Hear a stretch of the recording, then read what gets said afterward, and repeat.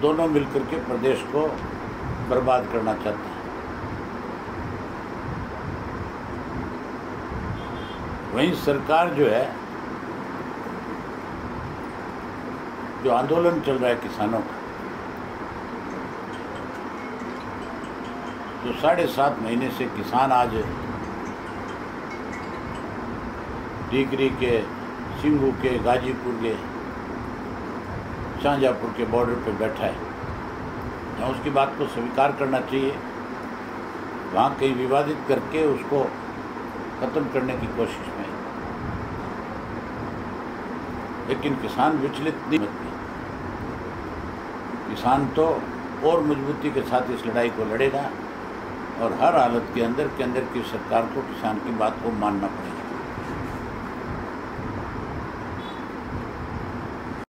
JJP में बुखलाहट है, भी कांग्रेसी भी बहुत परेशान है, इसलिए अनाप शनाप बयान दे रहे हैं, इसलिए अनाप शनाप बातें अखबारों में कह रहे हैं। चौटाला साहब के आने के बाद जिन लोगों ने चौटाला साहब को षड्यंत्र के तहत जेल पहुंचाया था, लोग उनसे उसका हिसाब मांगे।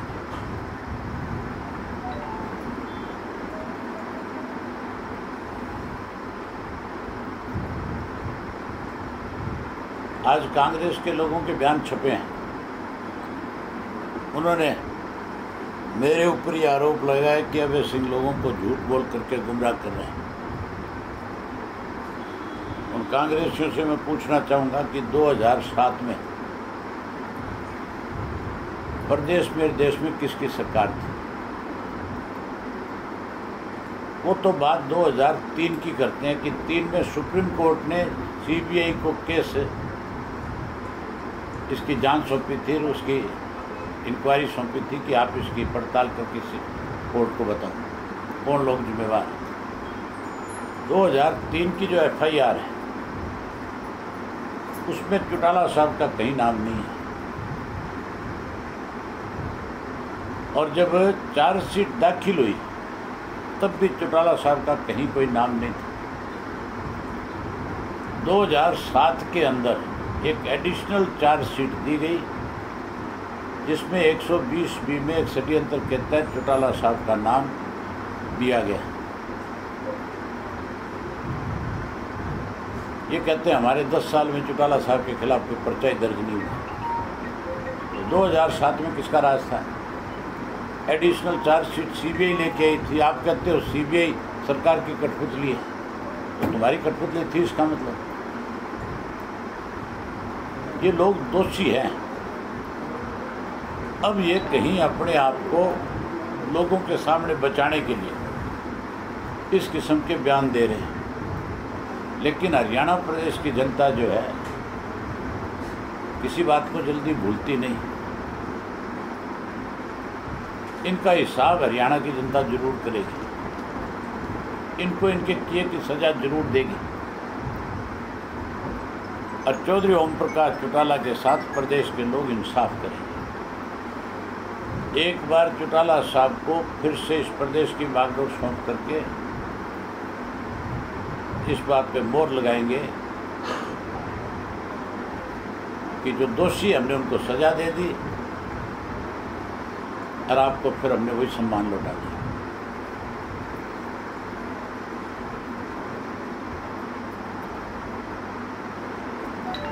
अगर कांग्रेसी कहते हैं कि मैं झूठ बोल रहा हूँ तो मैं उनको खुला चैलेंज करता हूँ, इनके छुट भइयों से नहीं, भूपेंद्र सिंह हुड्डा को, कि वो किसी सार्वजनिक मंच पे आए और आकर के पब्लिकली प्रेस के सामने अपनी बात रखे, वो अपना पक्ष रखे, अपनी बात के, हम अपनी बात उससे पूछें, लोग फैसला कर देंगे। यूँ तो कई भांड है इनके।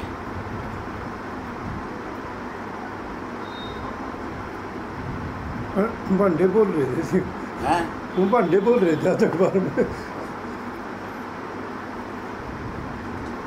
अभय सिंह जी, जो चुनाव होंगे चेयरमैन के जीत में, क्या सिंबल पर चुनाव लड़ेगी पार्टी? नगर पालिका, नगर परिषद और जिला परिषद हमारी पार्टी का फैसला है कि हम सिंबल पे लड़ेंगे। ओम प्रकाश चौटाला अब दिखाई देंगे चुनाव प्रचार में? क्यों नहीं दिखाई देंगे? तबीयत तो खराब चल रही है। आज की डेट में तो उनकी तबीयत ठीक नहीं है, लेकिन अगले 2-4 दिन में स्वस्थ हो जाएंगे। जैसे ही स्वस्थ होंगे तो लोगों के बीच में आएंगे।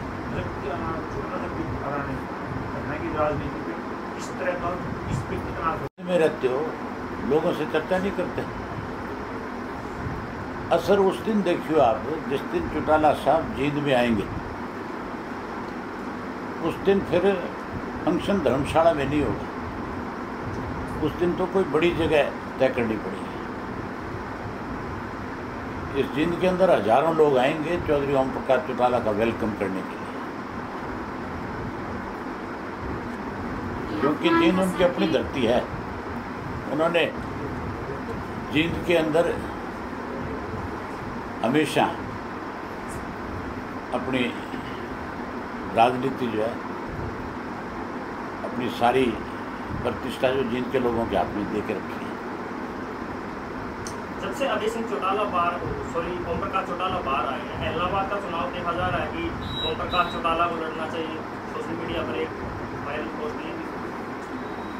अभी चौटाला साहब जेल से बाहर आए, अगर कोर्ट परमिशन देगी, अगर इलेक्शन कमीशन को कोई एतराज़ नहीं होगा, तो 100% ओम प्रकाश चौटाला ही इलाहाबाद का चुनाव लड़ेंगे। जो प्रतिक्रियाएं, जो तरीका है इसका, वो सारी चीज़ तो अपनानी पड़ेगी। तो ये थोड़ा ही अभी आपने पूछ लिया और हमने कह दिया ये हो जाएगा, यूँ थोड़ा ही होता है। इसके लिए जो भी तरीका अपनाया जाएगा, पहले कोई इलेक्शन कमीशन को लिखेंगे, इलेक्शन कमीशन का क्या जवाब आएगा, इलेक्शन कमीशन ने पहले इस किस्म की कोई परमिशन दे रखी है कि नहीं दे रखी है, वो देखना पड़ेगा। उसके बाद फिर कोई तय होगा। तो मानते कब तक भागेगी सरकार? सरकार इलाहाबाद उपचुनाव से कब तक भागेगी? जितना भागेगी उतना ही लोग तगड़ा इंतजाम करेंगे। ये अफवाह है सर कि बीजेपी ने एक चाल के तहत भाई चौधरी साहब को रिहा किया है, तो इस कांग्रेस का ग्राफ गिराने के लिए बीजेपी ने किया रिहा। इस बात में कितनी सच्चाई है? नहीं, बीजेपी ने रिहा किया। ये अफवाहें फैल रही हैं कि बीजेपी ने ना तो चौधरी साहब को बीजेपी रिहा करना चाहती थी, ना जेजेपी करना चाहती थी, ना कांग्रेस ही चाहते थे चौधरी साहब बाहर आए, और ना ही चाहता था केजरीवाल। चौधरी ओम प्रकाश चौटाला तो अपनी सज़ा पूरी करके जेल से बाहर आ रहे हैं। किसी का कोई एहसान नहीं हमारे ऊपर। और आपने कोई अफवाह कहीं सुन ली तो मुझे लगता है गलत लोगों में बैठी होगी आप। सबसे बड़ी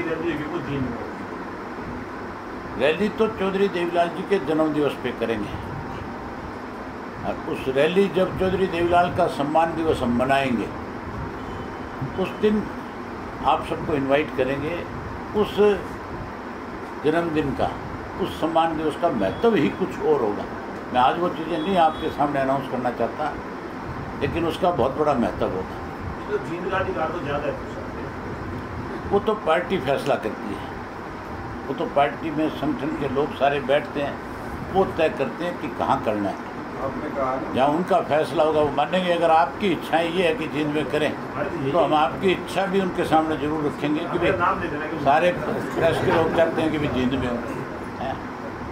आपने बोला ये बूढ़ा साहब को हम बाड़ा छोड़ेंगे, और एक तरफ आपने बोला कि बीजेपी के साथ मिला हुआ है। हाँ, तो ये बीजेपी वाली छोड़ के आएंगे। बाबा भी मिला हुआ था बीजेपी वालों के साथ, छोड़ गया है कि नहीं छोड़ गया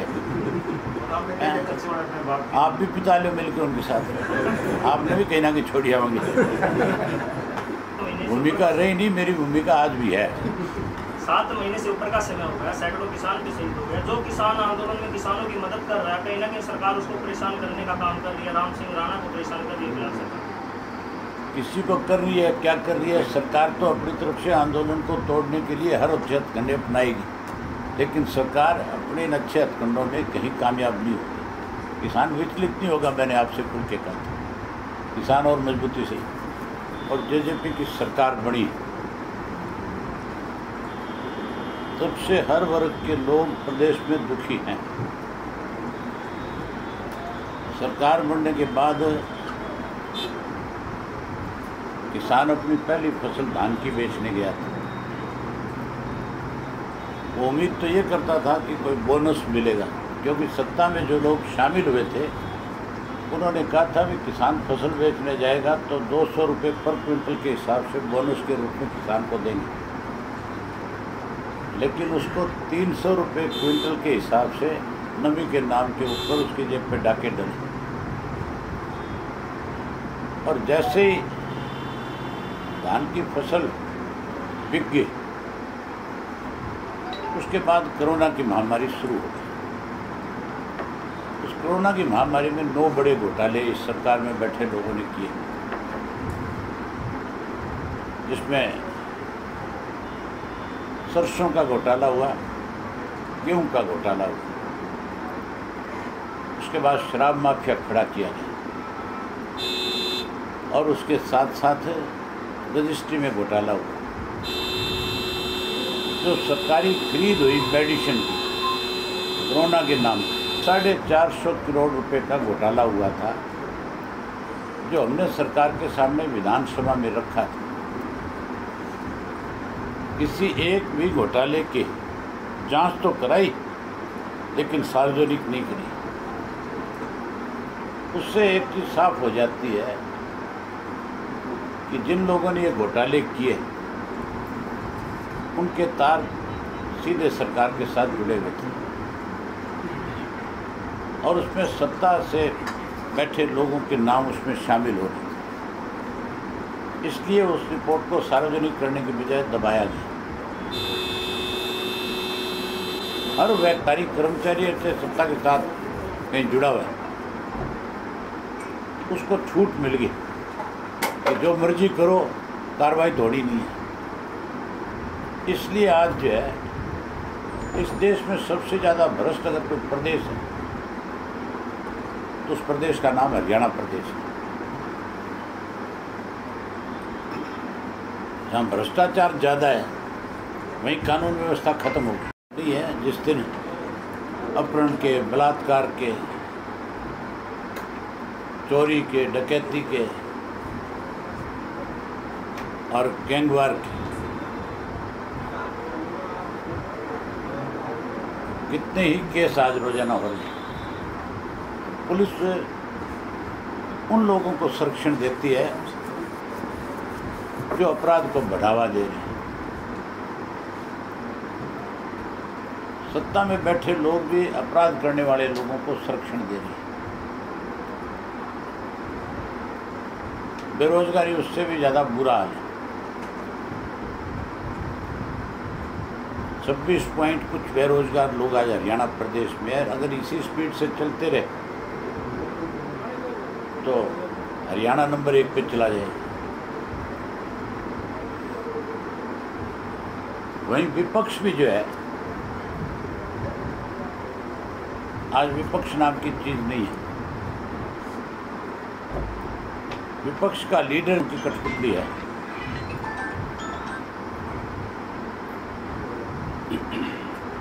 बीजेपी जो लिख करके उसके हाथ में पर्ची पकड़ा देती है, उसी को पढ़ देते हैं। हमसे जुड़े रहने के लिए हमारे YouTube चैनल को सब्सक्राइब करें और नई वीडियो की नोटिफिकेशन के लिए बेल आइकॉन को दबाएं। अगर आप ये वीडियो Facebook पर देख रहे हैं तो लाइक जरूर करें और ज्यादा से ज्यादा शेयर करें। धन्यवाद।